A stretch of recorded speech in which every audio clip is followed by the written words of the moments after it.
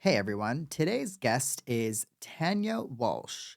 Tania is the founder of VANI-T, a global clean beauty brand that was ahead of its time, combining luxury, performance, and natural ingredients long before clean beauty became kind of this buzzword that it is today. Her products have reached millions, her brand is known in over 15 countries, and she's built it all from the ground up with entrepreneurial spirit and passion for helping people feel confident in their own skin. In today's episode, we dive into the story behind Vanity, the reality of running a beauty business, how the industry is evolving, and what it really takes to innovate and to be in this saturated market these days.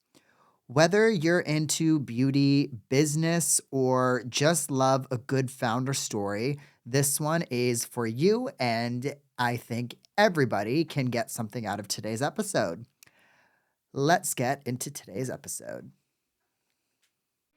This is your permission slip to speak your truth, own your story, and laugh through the chaos. Welcome to the Transparently Jordan podcast.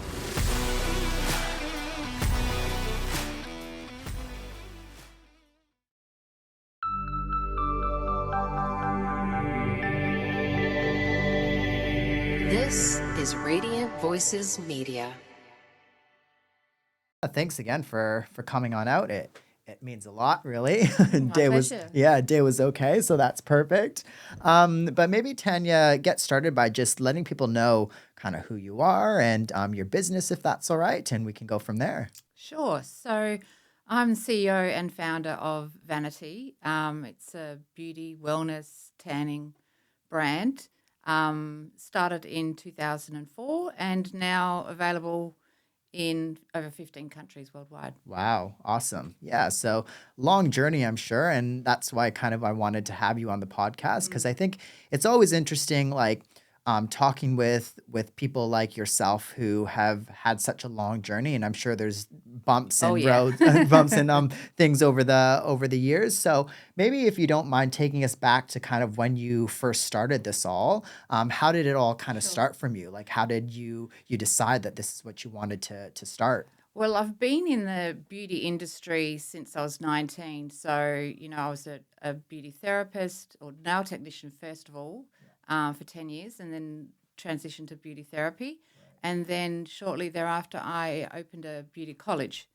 So, spray tanning had just kind of been, invented, I guess, in America. And it used to be done with this tiny little airbrush pen. So they'd spray the body with this tanning liquid. It would take like 45 minutes. And I was like, this is unbelievable because I had always self-tanned as a teenager.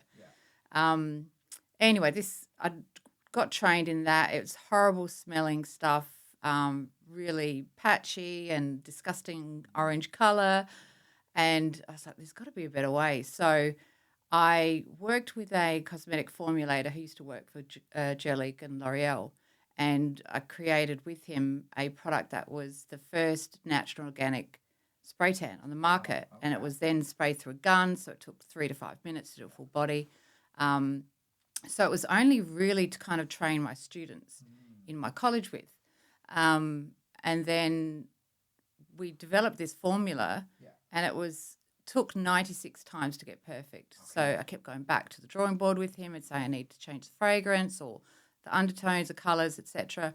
So after the 96th attempt, we came up with this incredible formula, which I then sold to my students. And then obviously the students go off and do their own thing. And then within 3 months I had, salons. At that time I was bottling the formula, labeling, doing all the sales calls, the picking and packing, etc. myself. And we got into salons around Australia. And then someone from America had his wife spray tanned in Queensland, and he contacted me about 4 or 5 months after I'd started selling it, and said, what is this stuff? I need to get it into America. So that's where the whole exporting kind of started very early on in the business. And I think I was just in the right place at the right time. Obviously, natural organic was very rare back then. So the fact that, this formula gave you the perfect Aussie tan, because Australia is known for bronzed bodies. So yeah, that's how it all started. Oh, awesome. Was there a particular reason why you wanted it to be natural? Because I know probably back then, like things were very chemically and thing and Mm, like that. And I know natural beauty, I think just recently like has gotten kind of a much backing more behind it, popular. right? So Yes. was there a particular reason why back then you wanted to start like it? Well, I'd always kind of dabbled making my own stuff in my kitchen, like lip balms and, that kind of thing. And I had children, very young children at the time. So, was just conscious of, what I put on my body and Yeah. things like that. Yeah, absolutely. Mm. Now, you were saying that it took like 90 times or Mm. 96 times. What were the main challenges back then when you were first trying to start everything? Well, with a tan, there's so many different things that could be a downfall. The initial color, if it's not formulated correctly, it can go quite orange on the skin, which obviously looks unnatural. Um, a curing kind of smell that smells kind of biscuity, and a lot of people didn't like the fake tan odor. Fading, so it would go scaly and lizard-like on the skin as it faded down.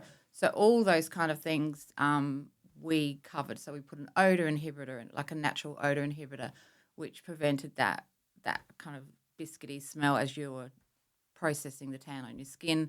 Lots of hydrating ingredients, lots of Australian botanicals. I think that was another big reason for our success is, um, just having Indigenous botanicals in there as well. Yeah, for sure. So from there, you got this rolling, you sold it. How did kind of that shift the brand and where did that all start? Progress. Yeah. So once I got the inquiry from the US importer, I was like, well, I'm onto something here. So, like at the time, I started with $600 investment, um, and yeah, was doing everything myself, a one man show, so to speak. And sorry, what was the question again? Kind of like how did Vanity start from From there? there, Yeah. yeah. So I ended up selling my beauty college and then just focusing purely on the sales of this one product. It was sold only into salons, so beauty therapists would spray it on people's bodies. Um, and yeah, we kind of just expanded. I ended up hiring my sister because I had a 6-week-old at the time and obviously couldn't do everything. It ended up taking over our lounge room, so we ended up getting offices. So just in the first year, it went from that $600 investment to $1 million in sales in that first year. So it just dramatically increased. We added other products, a few other products to the range, still kind of making it in-house. And then we had to obviously outsource it to contract manufacturers who took that formula and then did it in bulk Yeah. orders. Right. So what was the focus? Was it just the tanning back then It or was just the tanning. However, when I first chose the name for the brand, like our product is called Liquid Sun, the tanning product, but I kind of just always had this gut feeling that it was going to expand to more than that. So we came up with about 100 different names, and Vanity was the one that stuck because it kind of covers anything to do with beauty. We couldn't trademark Vanity spelt correctly, so we just did the Vanity. Yeah. Yeah. Okay. Perfect. So, what was kind of some pivotal things back then that you launched? What from memory did you launch back then when you first started that you're like, So wow? after the tanning solution, which is sold in like a bulk 1 liter form, we started to do some ancillary products like aftercare products, preparation products like scrubs and moisturizers and things like that for the body. Then we got into some mineral makeup. So we were the first brand in Australia to do like all natural makeup as well. So we launched that. We did hair extensions, teeth whitening, so kind of anything like that. Now we cover hair care, tanning, wellness. So we do a collagen peptide products for the beauty from within, and the makeup range as well. Right. So, What kind of how does the creative side of things kind of work with the operational side of things? Because I guess like when you're the founder and when you're trying to create products, that's one thing. But then I assume logistics is a whole different story. Yeah. It can kind of maybe get in the way of creative spaces. So how does Yeah. that all work and how did that Well, work? I mean, just to give you an idea, over the journey, we were looking to get some government grants to build our own factory to manufacture ourselves, but kind of decided against that because, the sales and distribution side of things is one part, and then you've got the manufacturing, then you've got the logistics side, like you said. We used to have our own warehouses and a whole team that used to do that. So we used to have 25 odd staff, but we've several years ago, we outsourced all of that to a 3PL just nearby. So they take care of all that to allow us to focus on the sales and distribution side of things. If you have your finger in too many pies, you just get lost. Yeah, for sure. What I guess, what advice like from because I assume like things even now have changed since back then. So Oh, yeah. what pieces of advice have you learned yourself that you could give to maybe entrepreneurs out there? Look, a big thing for me has been, I guess, because I never, went to uni and studied business or anything like that, I've had to learn from trial and error. So I think just having that real belief in yourself, and I always kind of looked to other people for the answers and the solutions to things, but soon realized that my gut instinct told me everything to do. And if I'd followed that, I probably would have missed a lot of those humps along the way. Yeah. And what excites you in the beauty space? Like what's going on right now that kind of excites you and is kind of like maybe shifting in the beauty world that kind of excites Mm. you? Well, we've been in business for nearly 21 years and it's seen a lot of changes. Obviously, back when I first started, the whole luxe beauty was the biggest thing. The more you paid for something, the better the product was. But now you see a lot of dupes on the market that are kind of copying right down to packaging and that kind of thing. And I think making products more accessible for people at that price point is the biggest shift that I've seen. Doing that tactfully and in a classy way, I guess, is probably the hardest thing to do. But there was also a lot of early days, lots of celebrity endorsements and things like that. So brands would pay big money to get celebrities to endorse their products. Now every celebrity is bringing out their own range. So that's the other shift that I've definitely seen. Yeah. Wow. What kind of things like in the beauty industry have I guess or what kind of trends, sorry, have shifted kind of the ways that you have had to do things and the company? Well, I guess we originally started with the whole clean beauty thing. Yeah. So before that was all popular, we were very focused on, making sure the formulas were really clean without harsh chemicals and things like that. But shifting,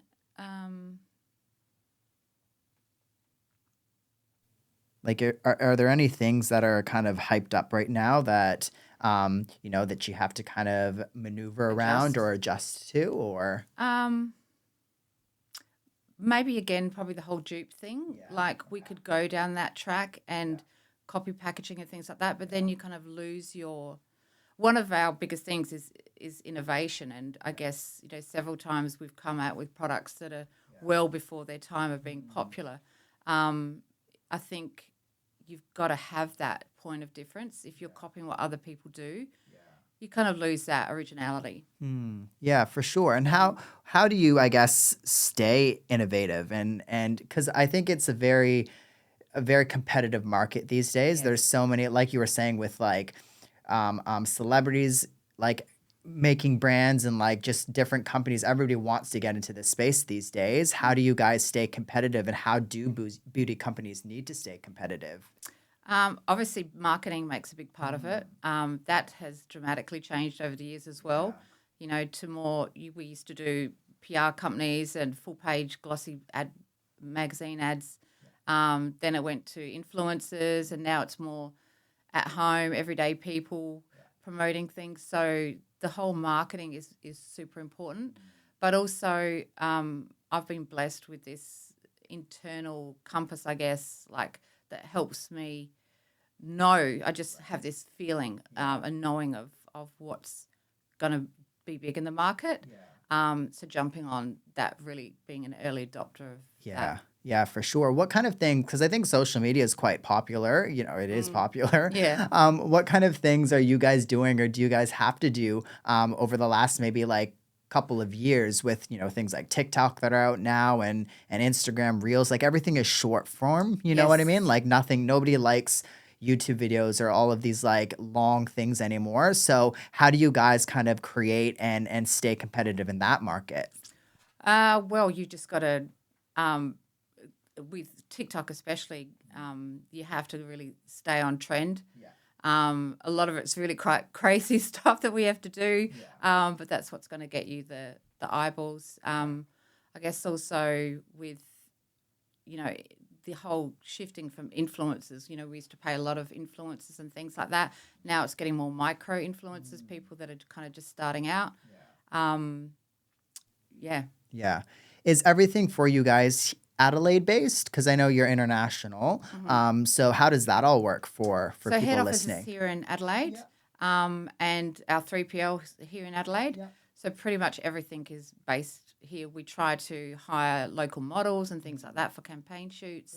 And, some of our manufacturing is done interstate or overseas, depending on the product. There's not a lot of cosmetic manufacturers here in Adelaide, unfortunately. But, so. Yeah, because Adelaide is growing and Mm. I think there's so much even like in the creative space, there's so many things popping up like studios and stuff Oh, like yeah, that. yeah. So it's always interesting to me finding like Adelaide based businesses Mm. like yourself because again it's amazing how it's shifting here in Adelaide even. Yes.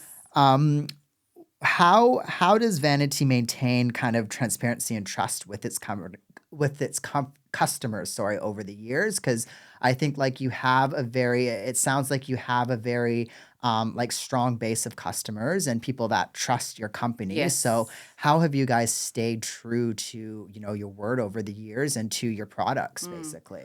Well, probably a good chunk of our clients are loyal, clients that Mm. have been purchasing from us right from the beginning and then they, then talk to their kids and stuff like that. So um, you've got to stay true to your values. And that for us is that clean beauty, sustainability, making sure the formulas don't have anything that harm you, but yet are super performers as well. Yeah. They've got to work. Yeah.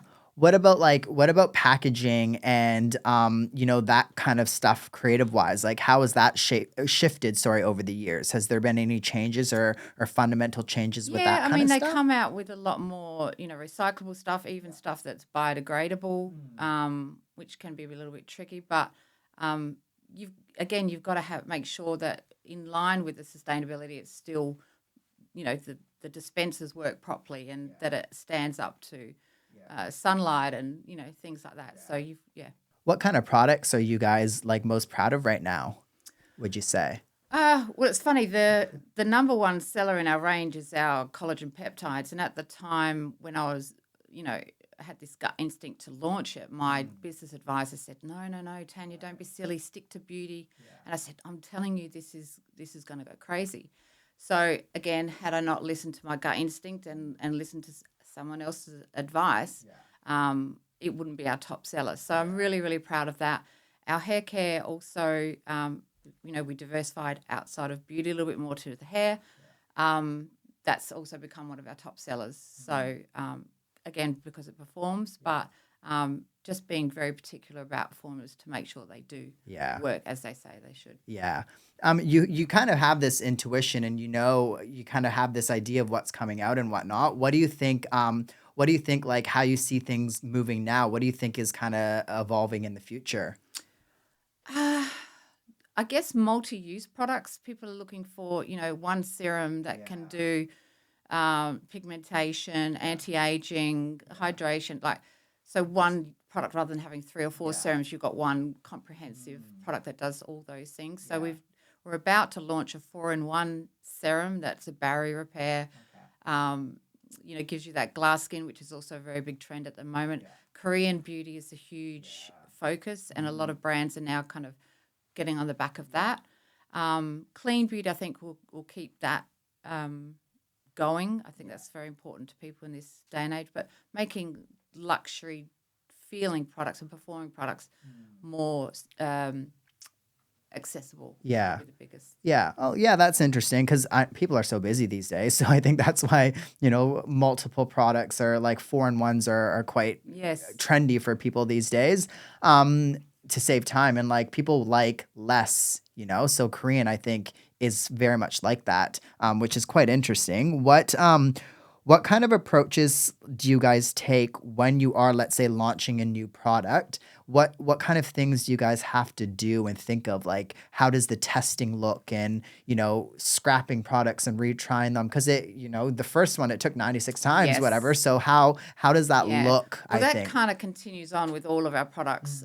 It's very, very rare that we choose the very first product that we try. It often goes back for, tweaks and things like that. But, there's things like checking the name isn't trademarked, that you want to name it. Checking that it performs is obviously important. Checking that it's feasibility as far as, it doesn't cause any side effects on the skin, that it fits all, trying to think of the word, like bacterial issues as well, that its shelf life is sustainable. Then you have the whole European regulations, which are very strict. It has to go through freezing tests and heating tests, and you've got to submit a whole lot of documentation to get it regulated and registered over there. That's just a part of it. And then copy for the packaging and the color of the packaging and Yeah, because I assume it is like you're describing. It's quite extensive because it's a chemical technically. Like you're using chemicals, and I think you have a great responsibility. So I think it's good to hear that companies like yours are doing all of this and Yes. vigorously testing and retesting because there might be brands out there that don't. You just don't know, right? Unless you Yes. actually You've got to hear. go through the full stability to make sure that on the shelf it's not going to break down or separate or, start smelling or get bacteria, all those kind of things. So it's probably a 6 to 8 month process to go through all of those. And that's probably, I assume, why customers like yours are so loyal because, you can probably see brands that, just launch something because it's trendy or like do it right away because, something's happening and they need to get something out there and they might not test it as vigorously. So I think it's a testament to brands like yours that do that because, if you have such a loyal customer base, it's because. They expect every product of ours to launch, and that's probably the reason why they're so loyal. Is they'll try something and know that we've put in that pre-work to make sure it's Yeah, Yeah. to make sure that it's up to up to date. scratch. What kind of misconceptions do you think people have about clean beauty, natural cosmetics, and about that space? Because it is, I guess, still like it is such a commonly used thing now. Like you read a label and everything seems to say natural now or this and that. But what are some kind of misconceptions out there that you think people have on the whole clean beauty product space? Hmm. Because I think like back when it first came out, like I think a lot of people thought, well, maybe it's not as good, because the chemicals or the products might be not as strong or Yeah, things like and that. that's, I guess, some of the issues with that clean beauty, natural beauty, is sometimes it's clean, but it just doesn't perform or it feels awful on the skin. So sensory wise, there's that downfall. It doesn't perform. So I think it's matching up that clean, but still having the performance there, and sensory appeal. It's got to smell nice. It's got to feel nice on the skin, not tacky or things like that. Yeah. What do brands need to do to have the label clean beauty? Like, They don't need to do anything. okay, all right. Organic is a lot stricter, but then that's really hard and we did kind of start to go down that track, but every single country has different levels of what they accept and what they don't accept. So we kind of removed ourselves from that. It just became too much red tape. Yeah, absolutely. I guess if you're international, it can be kind of an annoying thing, I guess. What's kind of some things down this road that this like creating and being a founder and being in the space has taught you? Because I know you've given some great pieces of advice, but what kind of things have you learned and that you've had to kind of adjust, again and again? Like I said earlier, definitely relying on my intuition and what I feel is the right solution for certain things rather than looking outside. Um, Having one thing I've really learned is like being resilient. Like you've just got to let things go and move on. Tenacious, you just got to keep going. With the ups and downs through any business, you just got to keep going. So many people give up at what they call the 11th hour, right before something falls into place. So that's probably happened 6 to 7 times over my career where I've just thought I'm just going to give up, but I just push myself that little bit further, and sure enough, it works out. So they're probably the biggest things, and just having faith, not doubting yourself.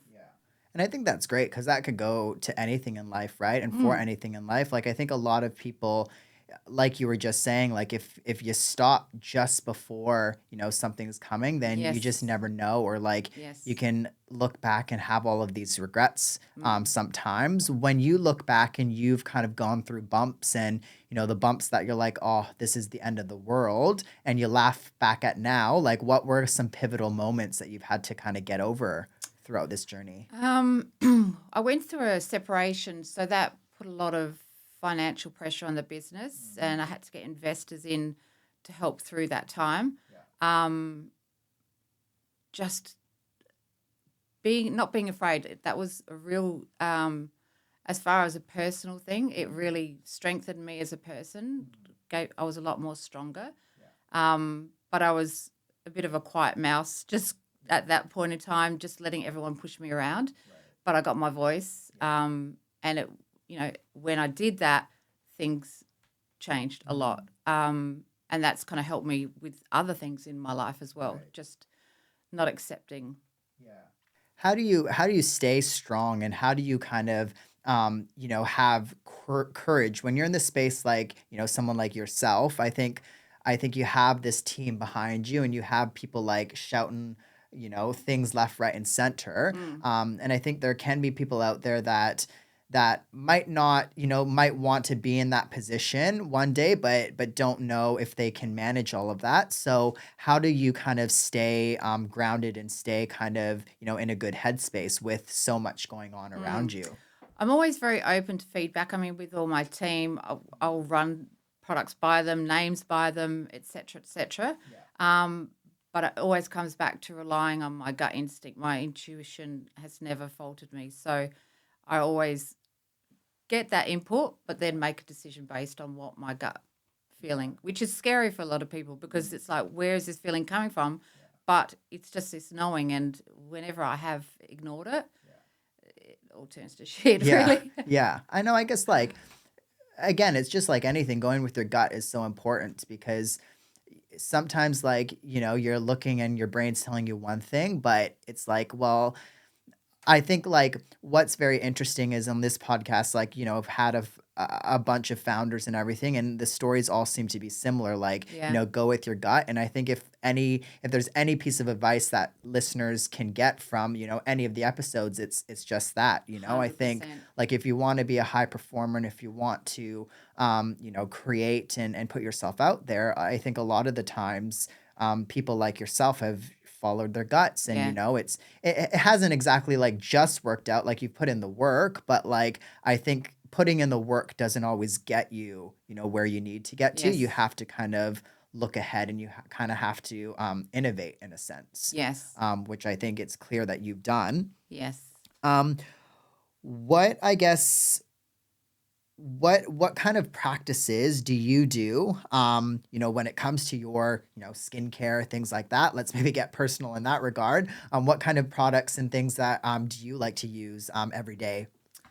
Obviously, vanity products Yeah. Yeah. in most cases, Yeah. and where we don't have products in that space, again, I trial and error. I'll try different things and find my favorite. definitely drink heaps of water. I live by the River Torrens, so I love my walks along there. I love the beach, the ions and the sun on your skin. I do a lot of meditating and internal introspection and just spend time with good people. Like one thing I've learnt, people can befriend you because of, who you are or whatever. But you certainly find out who the true real people are. Yeah. No, that's very pleased to hear that, because I think it can be stressful as well. And to have to have such a successful business is great, but it's also, I think, creates more stress on top of that. So it's good to, I guess, spend time. But what keeps you inspired? Because you've had something for so long like this, and I think sometimes I've heard, again, from people on the podcast, people who have sold their businesses and this, that, because they fell out of love with the whole process and Yes. everything. And that does happen like several times in my journey. I've gone, "Oh, I can't do this anymore." Probably the biggest thing, I don't, it's probably a bit cliche, but my kids. Like I started this business obviously to hand something down to them, and I'm hoping one day they'll want to take over. They haven't shown any real interest at the moment. I think they've seen the stress in that I go through, but they also don't understand the joy and the fulfillment that I get from it, and just having a passion, how much difference that makes in your life. So I'd have to say they're one of my biggest inspirations. Yeah, that's great. Let's do kind of like a little bit of a rapid fire, I Okay. guess, segment. What's your favorite product from VANI-T that you like to, I guess, travel with whenever you're going around the world or Australia, or what kind of Ooh. things are you taking in your bag? Well, the funny thing is my favourite product in our range is the Lumiere collagen, but because it's a white powder, you can't really take it overseas. So, I'd have to say our Luxe Elixir face oil is like a must-have Okay. for travel. What's your go-to like ritual that you never skip day to day? Moisturising my body. Okay. Yeah. Have to do that. Like the skin just feels so much nicer. Yeah. Meditating Yeah. and good sleep. Yeah. Okay. Yeah. Is there anybody, whether it be an author, whether it be another entrepreneur, or anybody that you kind of, I guess, admire? I've read several of Richard Branson's books, so I really like his stuff. Yeah. That's all I can really think Yeah. of. Yeah. That's all right. I mean, these are meant to be rapid, so that's good. And one thing people would be surprised about to know about you or the brand. Oh,